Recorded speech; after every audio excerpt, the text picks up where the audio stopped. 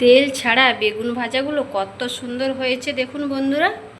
নমস্কার বন্ধুরা, Sumitra kitchen and ব্লগে সবাইকে স্বাগত জানিয়ে আজ আমি আপনাদের সঙ্গে শেয়ার করব তেল ছাড়া বেগুন ভাজা।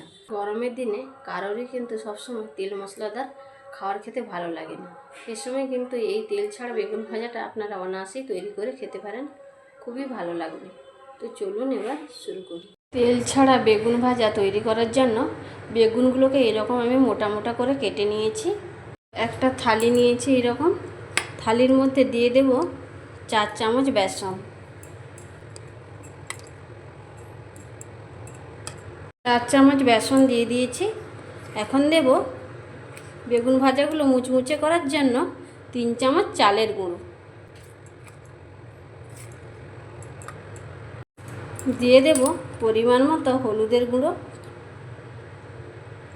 ঝালের জন্য দেব অল্প লাল লঙ্কার গুঁড়ো। বেগুন ভাজাগুলোর কালার যাতে ভালো আসে তার জন্য দিয়ে দেব অল্প কাশ্মীরি লঙ্কার গুঁড়ো। এবার দিয়ে দেব ভাজা জিরের গুঁড়ো, দিয়ে দেব ধনে গুঁড়ো, পরিমাণ মতো এখন লবণ দিয়ে দেব। শুকনো উপকরণগুলো চামচের সাহায্যে ভালো করে মেখে নেব। শুকনো উপকরণগুলো আমি কিন্তু ভালো করে মেখে নিয়েছি। এবার আমি 1 পিস এরকম বেগুনের টুকরো নিয়েছি, এভাবে ভালো করে লাগিয়ে নেব।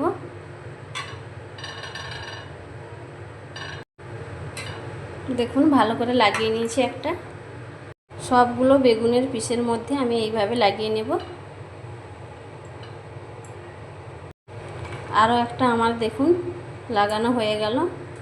এই যে গরমের দিন আসছে বন্ধুরা, এই গরমের দিনে কিন্তু তেল মশলাদার খাবার খেতে কারোরই ভালো লাগে না। সেই সময় আপনারা এইভাবে তেল ছাড়া বেগুন ভাজা অনায়াসেই তৈরি করে খেতে পারেন, খুবই ভালো লাগে। হয়ে গেল, এইভাবে আমি সবগুলো তৈরি করে নেব। সবগুলোতে আমি কোট করে নিয়েছি। এভাবে আমি 5 মিনিট রেখে দেব। 5 মিনিট পরে ফিরে আসছি। 5 মিনিট পরে ফিরে এলাম। দেখুন বেগুনের মধ্যে কিন্তু মশলাটা খুব ভালোভাবে সেট হয়ে গিয়েছে। একটা কড়াই বসিয়ে দিয়েছি, কড়াইটা ভালো করে গরম করে নেব। কড়াইটা ভালোভাবে গরম হয়ে গিয়েছে। এখন কড়াইয়ের মধ্যে 1 ফোঁটা মতো তেল দিয়ে দেব। পেপার নিয়েছি, টিস্যু পেপারটা দিয়ে আমি পুরো কড়াইটা ভালো করে মুছে নিচ্ছি। এই যে আমি তেলটা লাগিয়ে নিয়ে টিস্যু পেপার দিয়ে মুছে দিলাম। এটা আপনারা নাও করতে পারেন, তবে এটা করলে কি হবে, বেগুনগুলো কড়াই থেকে খুব সুন্দরভাবে উঠে আসবে, তার জন্য আমি এটা করলাম। একে একে বেগুনের পিসগুলো দিয়ে দেব।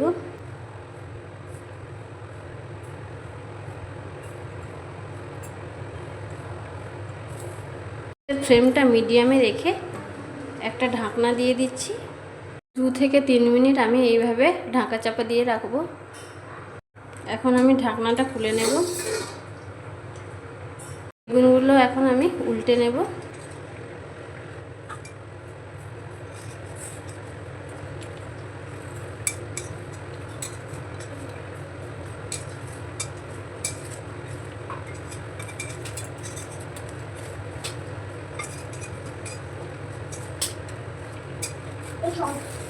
আবারও আমি ঢাকা দিয়ে রেখে দেব 2 মিনিট মতো। ঢাকনাটা খুলে নেব। আমি কিন্তু মাঝখানে একবার ঢাকনা খুলে উল্টে পাল্টে দিয়েছিলাম। দেখুন বেগুনগুলো কত সুন্দর ভাজা হয়ে গেছে। একটা দেখাচ্ছি কতটা সেদ্ধ হয়েছে। এই দেখুন, এই যে সেদ্ধ হয়ে গেল, এই যে ঢুকে গেছে খুন্তিটা, কত সুন্দর। এই দেখুন খুব ভালোভাবে সেদ্ধ হয়ে গেছে বেগুনগুলো, ভাজা হয়ে গেছে। আমি তুলে নেব। দেখুন কত সুন্দর ভাজা হয়েছে। আর তেলটা লাগিয়ে নিয়ে কড়াইতে টিস্যু পেপার দিয়ে মুছে দেওয়ার ফলে বেগুনগুলো খুব সুন্দরভাবে কড়াই থেকে উঠে আসছে।